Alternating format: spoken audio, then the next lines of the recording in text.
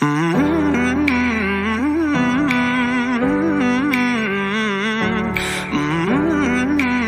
yun, for today's video mga mister, magpapadukdok nga pala kami. So ang kasama ko nga pala ay sila Bayaw at sila Papang at yung kapatid ni Mrs. ko. Kasi nga mga mister, nanggaling kami sa sementeryo na naglinis at nagpintura. So ngayon ay gagawa kami ng content dito sa bahay kasi nga nabalitaan namin na marami daw bulos na bangos at African hito noong bagyong Christine. So magtatry lang kami mga mister. So dito nga pala kami mag-uumpisa sa likod ng bahay nila tito ko. At sana din mga mister makahuli kami nung bangos at African hito. Kadalasan kasing nahuhuli namin dito is arroyo at plapla. So may mga ilang dalag at Taiwan din mga mister. So dito sa part na ito is sinabi ko Bayaw ko na mag-i-start na kami.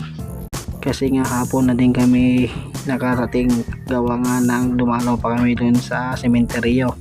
So ang dala namin padukdok ay bali 18 yung sa akin, tapos kay Bayaw is 17 na pirasong padukdok. So halos lahat na padukdok na dala namin is 35 pieces.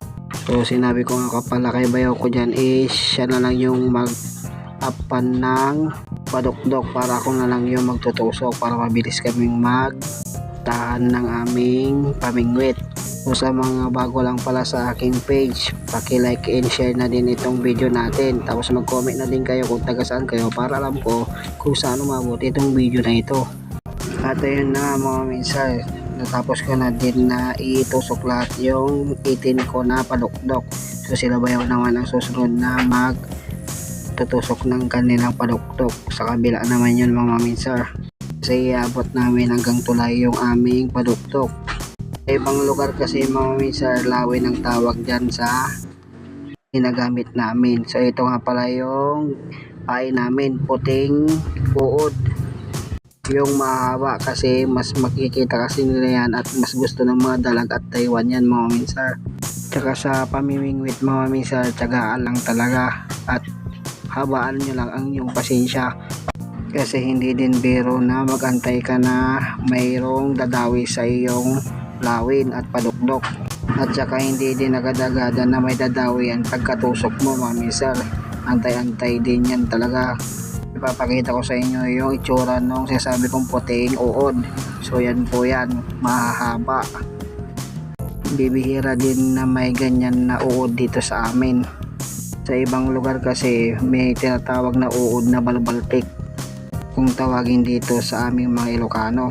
Marami kasing klaseng uod mga mister, kayo nang bahala kung anong gusto nyo ipain. Pero sa amin mas effective yung uod na puti, yung mahaba. At mabalik tayo dito sa ginagawa natin. Ayun na nga, nakarating na ako dun sa tulay na sinasabi ko mga mister. So hanggang sa loob nga pala ako naglagay ng aming padukdok. So ito at malapit na din ako matapos sa ginagawa ko. So nailagay na namin pala yung 35 pieces namin na padukdok or lawing kung tawagin dito sa amin. At dito sa part na yan, tamang langoy lang ako kasi gusto ko na pumunta sa gilid kasi nilalamig din ako dyan mga mister.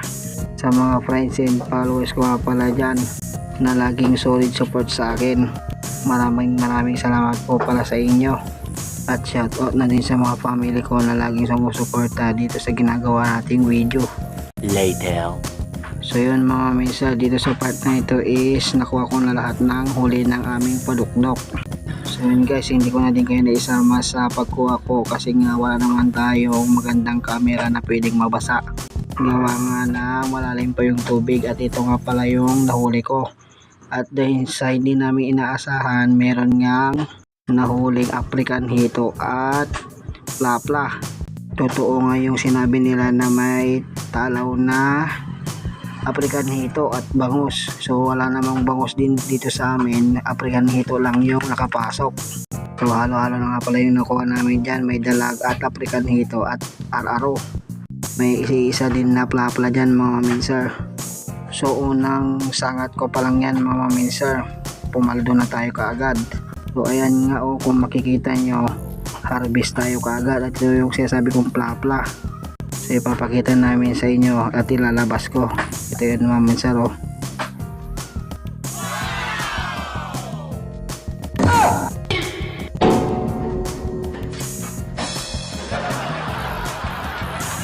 dyan. Eh, chamba. Diyan sa part na yan sobrang saya ko na nakakuha ko ng African Hito mga maminsan. At yun na nga bumalik ulit ako para kunin ko yung pangalawang taan namin. Kasi nga mga maminsan ilan na lang din yung aming pain. Another blessing na naman yung nakuha namin mga maminsan. At another ulam na naman yon na libre mga maminsan. Thank you Lord sa binigay mong blessing sa amin. At lagi mo sana kaming gagabayan sa mga susunod pa namin mga video.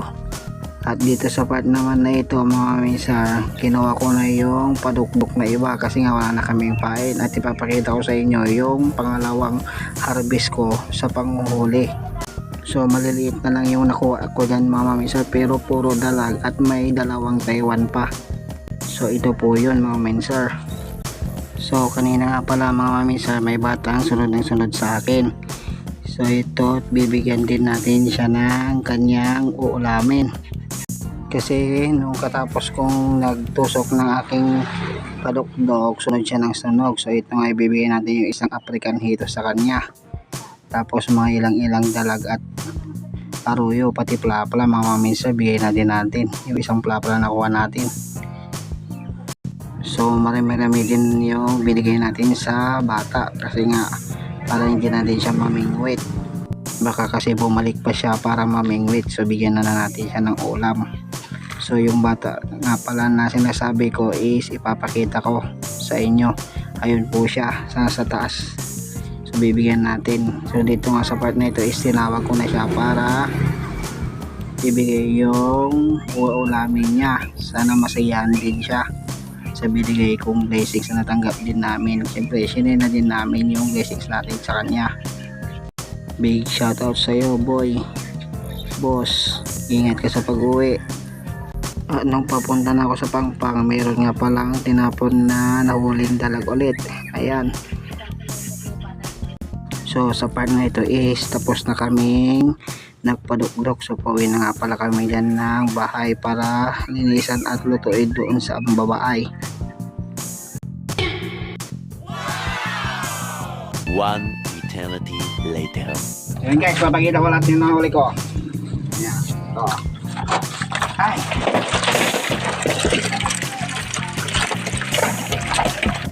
Chamba tayo, nakachamba. Ini panigas sa kanito. Kanito ka ron. Hey! Ini kami jawin. Kanito ka ron. Mamano tayo ligat ang natin nagnina. Hinawan din ito. Laban na padudukan niya.